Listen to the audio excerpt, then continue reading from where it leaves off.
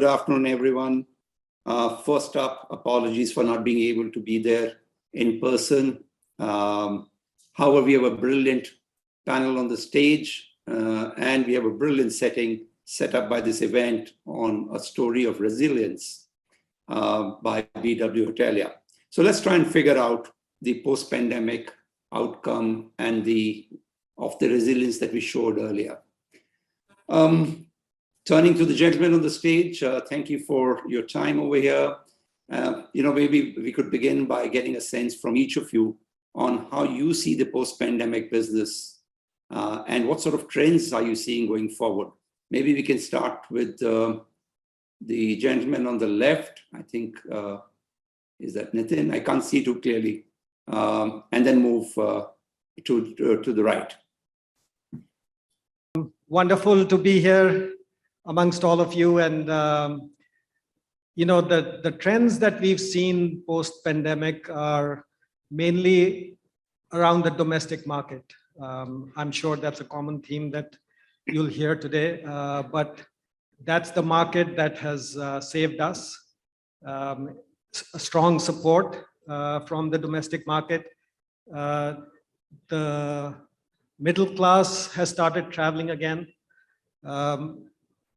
They are traveling as families. They are not shy. I think a big plus point, a big change that we're seeing from before. Since they're traveling with families, I think what we are also noticing is obviously higher double occupancy percentage in the rooms. They're tending to spend more time within the hotels, which is to the benefit of the hotel. I think they're using additional ancillary services in the hotel, such as wellness, other F&B outlets. So all of that is directly adding to the RGI of the hotel. So that's definitely one positive trend. The other, with regards to, I think, the foreign tourist arrivals is an area that we remain cautiously optimistic. I think there are areas of concern which we hope will get resolved soon. The continuance of COVID in certain parts of the world, even resurgence in some parts, the global impact of Russia-Ukraine conflict, increasing inflation in other parts of the world, I think are all causes for concern. So it's a mixed bag in that sense, but we're happy that the domestic market has strongly supported us. In terms of the future, I think while India as a destination offers opportunities across all destinations, across all segments, but two areas stand out for us. Or for me, I think the domestic leisure destinations and the tier 3 and tier 4 cities. We've seen a very strong demand over the COVID and the post-COVID period in the leisure destinations within India. People have started traveling to even offbeat destinations. There are boutique properties which are offering complete immersive experiences. And all of that, I think, is expected to continue. So great opportunity in these destinations. And lastly, I think the tier 4, tier 3 cities, some of them are growing rapidly. There's a great focus on these cities, and they will definitely need more and more hotel rooms. So investing maybe in a mid-segment or upper mid-segment hotel in these destinations is a great opportunity. Thank you. Thank you, Mr. Khanna, for inviting us and particularly me for this. So I think everyone's been speaking about this whole experiential opportunity that's come by in the last 2 years. I think we've built our business on this in the last 3 decades on the backs of the domestic leisure traveler. And I'm just so happy that everybody is recognizing it today. It's never too late, honestly. So I sit on this panel today as an owner operator. We are a mid-sized experiential resort chain. We have partnerships with IHCL. We have 2 properties with them currently and a couple of them on the way. We also have a partnership with Club Mahindra Resorts, and then we have our own properties. There was a time actually towards the first 3 months of the pandemic in 2020, as an owner, we were looking at flipping our asset because we didn't have any operational cash flow to be able to sustain operations. And this is when we are a diversified business. We have a primary sugar business and some real estate.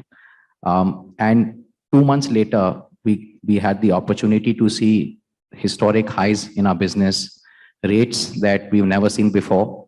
And I must say that we've seen those rates, in fact, continue 2 years later as well. So in my opinion, we are at an inflection point. I don't think this can sustain. I don't want to be pessimistic on this panel, but I think we have to change again, and this new normal is not here to stay. And we come from those remote locations and corners, which most people refer to as tier 2, tier 3. Those have become mainstream. So I think the message that I have is that the old normal will not be the new normal. And I think it's time to buckle up and be prepared for the next phase in this.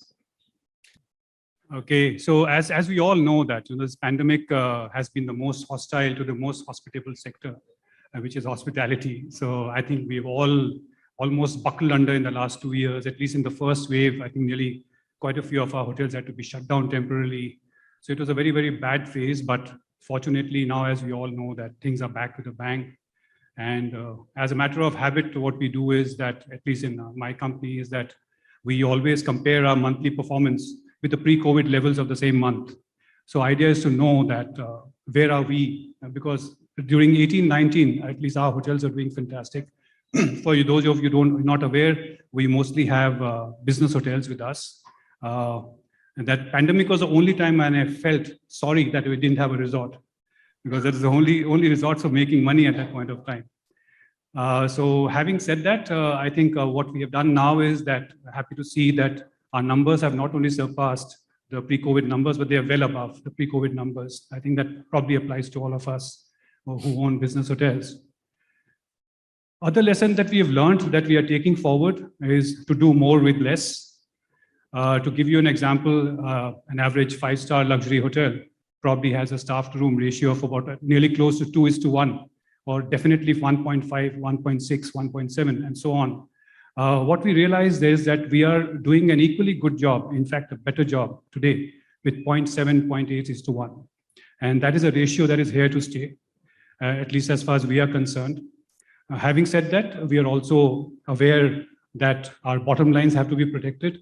So from the focus of top line and bottom line, where top line focus was, let's say, about 60% and 40% on the bottom line, now the roles have reversed. So now our focus is more towards the bottom line. So how do we control costs? But you never know tomorrow again what may happen, because pandemic is not fully away. So we have to be very, very mindful of the fact that it can come back anytime. New variants have come in, government advisory has again been issued, as you know. So having said that, our focus is really, really very strong focus on expenses. I wouldn't say cutting corners, but definitely optimizing expenses. All wasteful expenses have been cut out, including the special amenities in the rooms and extra staff, and your car driving into the porte cochere, and you have 3 valets surrounding you. Now you just have 1 valet. So that's how we have sort of tried to figure out. So the way forward, as far as I see, is that you be very, very mindful that anything can happen, mindful of your expenses. Spot on, Vineet. Ranjit, do you want to give it a shot now? I think most of the points have been covered, but trends will be trends, and there's very little one can do. I wish we were more in the leisure market. That's big learning for us. And what has really come out of this whole pandemic is that we've become super efficient. We look at not only as owners, the operators and the people working have become very responsible towards the bottom line. And there's much more importance towards efficiency. So I think that's great news, and that was really required in our industry, running hotels. So primarily we are business hotels, and one new trend which I particularly see is that there's an emergence of a lot of creativity in the F&B space. So a lot of people in the pandemic time have decided to open restaurants and catering and cloud kitchens. So that's a great trend, and that means we need to pull up our socks and go for more cutting edge cuisines and innovative ideas. So we're working towards that. And November for us is again a super month, beating all numbers, records. So happy. Thanks, Ranjit. May I just add to this some insights into this? I think what's really encouraging is that the September trends of foreign travelers, passengers at our airports has actually crossed 80% mark of pre-pandemic September. So it's moving in the right direction, and recent announcements of direct flights from US to Mumbai, Bangalore, and Hyderabad are again very positive signs. So far, everyone had to take a connecting flight to get here. That's going to sort itself out in the next month or so. And we had some visa issues that hopefully will be addressed very soon. With that, I think we should be able to get serious traction back on the foreign travelers also. Brilliant. So now let's do a little bit of crystal gazing here now. Crystal ball gazing, rather. Could each of you share with the audience here where you see concentration of your future resource deployment? And in the interest of time, maybe we can just share only 3 points: locations, segments, and asset positioning. Ranjit, since the camera's on you, do you want to take this one first? Just repeating: locations, segments, and asset positioning. Where would you put your resources?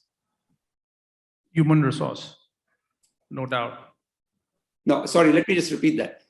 If you were to put capital and new focus, which locations, which segments, and which category of assets or asset positioning would you put that?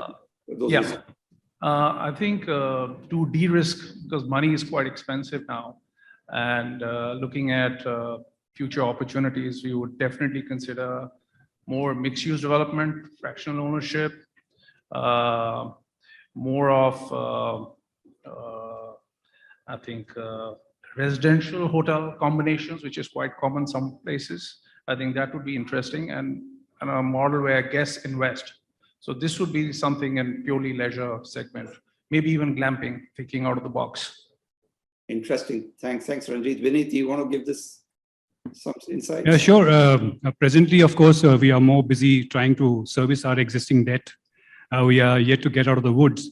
So I think with all the ECLGSs that we availed of, 3 of them, so obviously the debt burdens are still pretty high. Even if our hotels are doing very well today, I think it's going to be some more time before we are really out of it. So, but having said that, our focus will continue to be top priority on mixed-use developments, because we believe that's the future.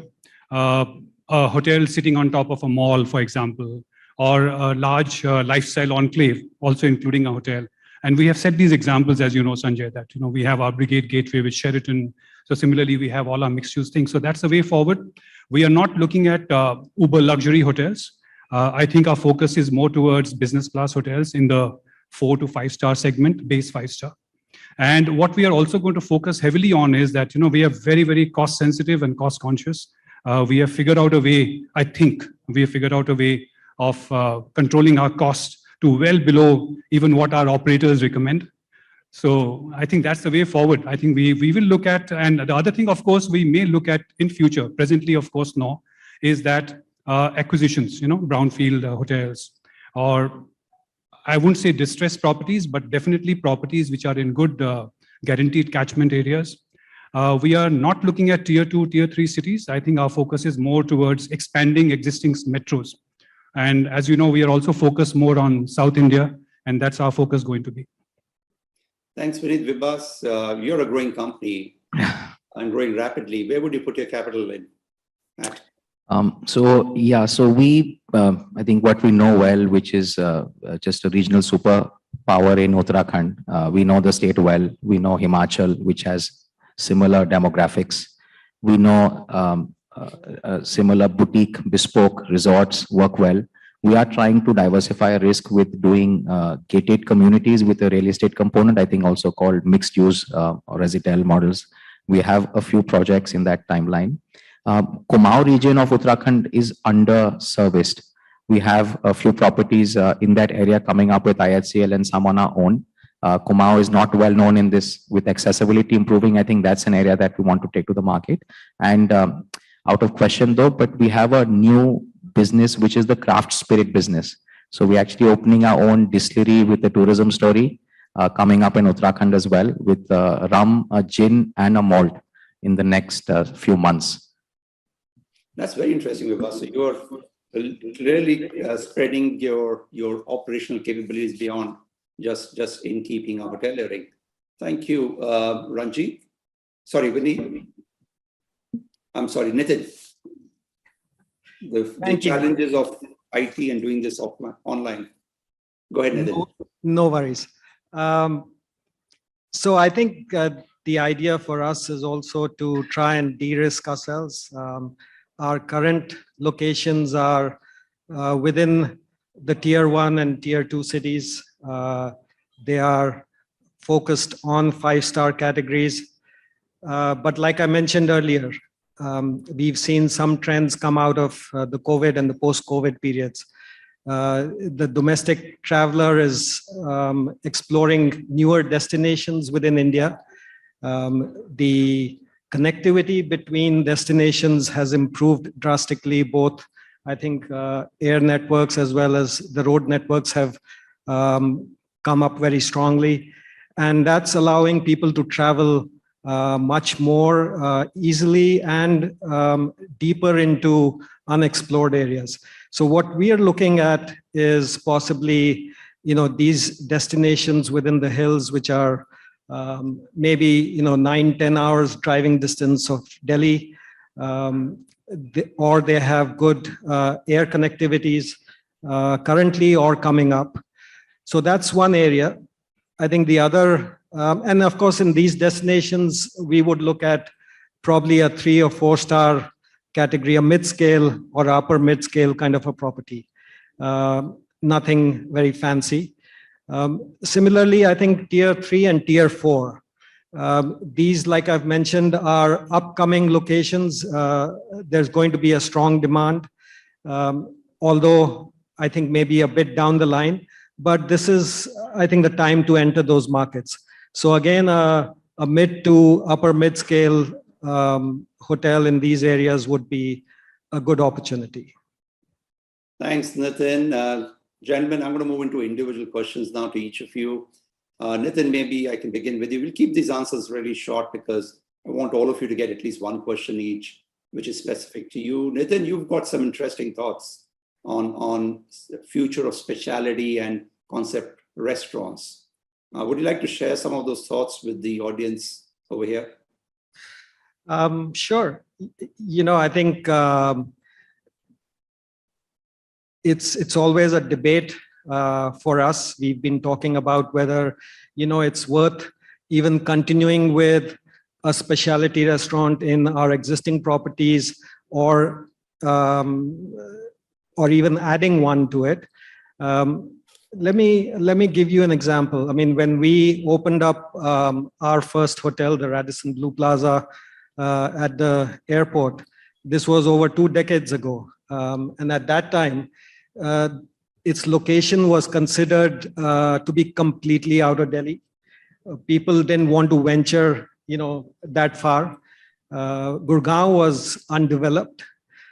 So it was a big challenge in terms of, how to attract footfalls into this new location. And the way I think it was addressed at that time was by introducing 4 high-end or fine dine F&B concepts.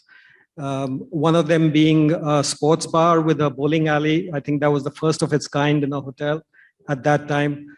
The second was an Italian fine dine called Italiani's. There was a Chinese fine dine called IHA-2022. And the fourth one being an Indian concept called the Great Kebab Factory. So many of you might be familiar with that brand. It did become, luckily, a great success. And all of these concepts, of course, the 4 concepts were in addition to the all-day dining that we had. I think I would give a big part of the credit to these 4 concepts that were introduced, which helped pull in a lot of footfalls from Delhi, despite the I think, resistance in terms of traveling that distance at that point in time. but people actually started coming in. Radisson, like I said, it was the first hotel of Radisson in India at that time. So the brand was completely new. There was a bit of, educational curve that needed to be fulfilled in the market. But F&B was such a strong pull at that time that it helped, I think, create that market positioning for the hotel. So what I'm trying to say is that, those specialty concepts worked at that time, but would I do the same today? Probably not. The times have changed. The F&B market in India has completely changed, especially in tier 1 cities. It's completely different from what it used to be about 2 decades ago. There are a lot of standalone fine dine restaurants, high-end casual dining restaurants, which are giving great competition to the restaurants within the hotels. But again, I'm not saying that these concepts will not work in the hotels. They will, but I think we have to consider them carefully depending on the type of hotel that we are opening them up in, the location of the hotel. So those are the factors that need to be considered, especially given the significant cost that you would have to incur today in opening a fine dine restaurant. So those are my thoughts. Pass it on to. Thanks, Nitin. This time I've got individual questions for everyone. So it's not the common question for you, Vibhas, something different. Given the disruption in the last couple of years, how do you see the operator-owner relationships evolving in times to come? As you said, you've got partnerships ongoing with IHCL and Mahindra Holidays. Talk us through some of those. Also, do you see owners developing operational capabilities to either move into franchise formats or develop one of their own brands through some backward integration and looking at that as a value creation for their own companies? Vibhas. Yeah, thank you. I think a very relevant question for somebody like us because we have these hybrid relationships. We are giving hotels to manage, we're managing hotels, we own some, we co-own some. So actually the journey with Mahindra Holidays for us started almost 2 decades ago where we partnered with them and we had 2 properties, one of which we've just taken back actually earlier this month. So we still have 1 remaining asset with them. The format of that relationship was more of a dry lease. We were not participating per se in the upside in case of business sentiments or the IHCL relationship came by almost a decade ago where we partnered with them. In fact, we looked at that point who we perceived as to be the best brand for our resort in Uttarakhand. One thing led to another. We became comfortable with them. You pretty much know they have many joint ventures. Some of them are publicly listed as well. So the fact that where we stand today, we have clearly a hybrid structure in place. For someone like us, we've now created a team. We have an asset management cell. We have a projects division. We have sales and marketing, revenue distribution. So pretty much the shebang when it comes to operating our own assets. So we do believe in some markets, we will continue to partner with IHCL, which are in the luxury space. One of our assets that we opened as a franchise in Haridwar has done really well. That's given us a lot of confidence to have more such relationships with them. But for us, it's a bread and butter business. So, I continue to do this. So I think going forward, we'll have more of a monetization strategy where we will continue to manage some, continue to franchise some. So I don't know if Mrs. Sethi that answers your question, but it's a bit of a mix. Okay. Just a quick question. Is there a brand that you think you launch as a common brand across your portfolio at some point of time? Do you also see yourself running hotels for others at any point of time? Yeah, so we've debated this, I think, thrice now with marketing experts. And I think we call ourselves like a house of brands. It's actually helped us as well. Many people don't know a property in Rishikesh, still one of the largest, Aloha on the Ganges, is part of our portfolio. And there's another one in Haridwar, which is under a different brand altogether. And this little crafted surprise is actually benefiting us in my mind. So this mono brand strategy or multi-brand strategy of IHCL and others is is also working. So I think yeah, each property has its own strategy. That's what we've been at least delving with right now. Thanks, Vibhas. Vineet, this one's for you. Your dearest assets, the employees, are actually on your rolls. Their well-being and statutory responsibility is yours to a large extent. Yet you have little control on recruitment, training, and loyalty. Love to hear your thoughts on that. Yeah, and this, in fact, is one of my favorite subjects that I personally monitor. Yes, our human resources are our biggest assets, and we have been observing some very disturbing trends over the last, at least during the pandemic years. What happened is that some of us, I'm sure that some exceptions are there, but some of us actually had to reduce our numbers during the pandemic. Otherwise, we would have just closed down. But what has happened thereafter is a lot of these human resources, so they have moved back to their hometowns, to their villages. And some of them have found substantial interest in their farming business. So quite a few of them we have lost permanently, I'm afraid, that they're not going to come back ever into hospitality. The other trend we have seen also is that hospitality profession is losing its charm. And I have tried to research why is that so. The main reason being that other sectors, particularly the IT, the BPO, the facility management, they are offering you a 5-day week. So this young generation is looking at a work-life balance. And so work-life balance means 5-day week. I'm afraid hotels cannot provide that 5-day week. We offer you 12 hours, 14 hours working day, 6-day a week, sometimes a 7-day also. So the challenge lies in the fact that how do we address this brain drain that's happened? I personally, across our we used to have more than 2,000 hotel employees at one time. And we have lost quite a few of them permanently. Some of them, of course, have come back. So we've been trying to figure out how do we address this going forward. At a very conservative estimate, India will need a minimum 3,000 to 3,500 fresh talent every year into the hotel industry. With the kind of promise we have with the industry growing back, where are we going to get these people from? I was speaking with some of the IHMs. The seats are empty. The students are not seeking admission in IHMs at all. That they have 20-30% vacancy in their IHMs. So the challenge lies is how do we sort of get together as a government, as our own industry, as stakeholders in making hospitality attractive all over again. One thing that feedback I got was that even the hotel industry pays less compared to other industry. Obviously, we can't compete with the US-based companies, where they give you double the pay of what you're earning in hotels, but you need to have the passion for hotellery. It's a passion that comes first for you to join the hotel industry. So with that in mind, the challenge that we all have to work on is how do we promote hospitality sector back again as being the most preferred sector for a youngster to join and build a career. So that is what our focus is today. I hope I've answered your question to some extent, Sanjay. Thanks, Vineet. Vineet, one of the things that we face as an industry in India specifically is that we don't get talent on call like you do in the West, right? You cannot call up a contractor or a vendor and say, look, I need someone to come and make 10 rooms in my hotel today, or I need someone to come and attend for 4 hours in my breakfast time in my restaurant today. You don't have the hourly wages concept here in India. Do you see this as an opportunity at some point of time?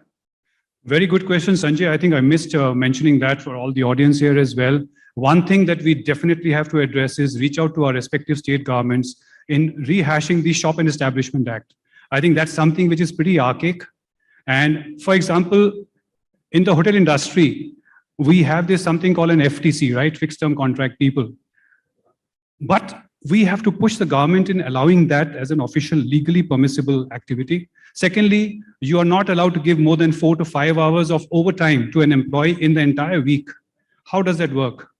So I think this is another good question you have brought up. We need to jointly, as a sector, reach out to our governments and request them to rehash the Shop and Establishment Act, make it more friendly towards the hotel industry. Presently, it is not so, unfortunately. Thanks, Vineet. Vineet, there's also some talk about a gig workforce being created for the industry in the coming years, which can basically give you access to young people who do not want to work in a controlled environment of monthly salaries and have to report for shifts as they're demanded, who are making themselves available for say 10, 15, 20 days a month, but work at will, be their own bosses, and yet provide probably some decent services to our industry. Ranjit, coming to you now, your company has a unique and serious level of engagement with the hotels that are operated by the brands. How's that working for you? You want to share some thoughts on that? It's been quite a big journey. It's been 15 years and 8 hotels down. We have acquired considerable amount of experience owning hotels through a lot of ups and downs, great relationships, sometimes not so great. But overall, from a Pune perspective, where most of our assets lie, starting from the Ritz-Carlton all the way down to Courtyard. What we realized is taking more control because you know the domestic market and you know your city better has actually helped us. Pune being a very price sensitive market, a lot of F&B driven market. For example, in Delhi, you get an Indian accent, 1 roti for 300 rupees. Our main course is 300 rupees. So you got to survive in that environment. And for that, we have come up with a lot of innovation in F&B, which is again very centric to our ownership. At least 50% of our revenue comes from F&B in most of our hotels, if not more. So we are active, very active, and we realize that people come and go, but we are the only ones actually constant in our asset. So we got to be there, making sure that all our hotels work. Thank you, Ranjit. Before I move on, Ranjit, I know you're not feeling 100%. We wish you well, and also thank you for taking time out at this point of time. Team BW Hotelier, do we have time for audience questions? Could you sort of guide me on that, please? I think, Sanjay, the monitor shows 10 minutes left of this session. Okay, so. I'm sorry, I can't see that, but I've just got a message saying please close. I guess that's because they're running out a lot of time. Maybe someone from BW can sort of step in and just reconfirm that. I'd be happy to take a couple of questions from the audience if they have that capability with mics around. 5 minutes. 5 minutes. 5 minutes. Vineet, since I can't see the audience, do you want to take over this part and let people ask questions? Sure, with pleasure. So anybody in the audience, any questions for any one of us?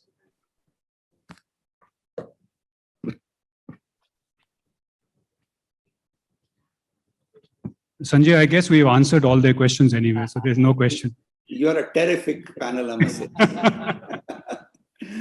Well, gives everyone 5 more minutes for coffee today. Yeah. Sorry, someone stepped in just now. I couldn't hear that part though. Okay, no audience questions is what the prompt has come. Thank you, panelists. Thank you for your time. Thank you, BW Hotelier, and all the best with the rest of the event.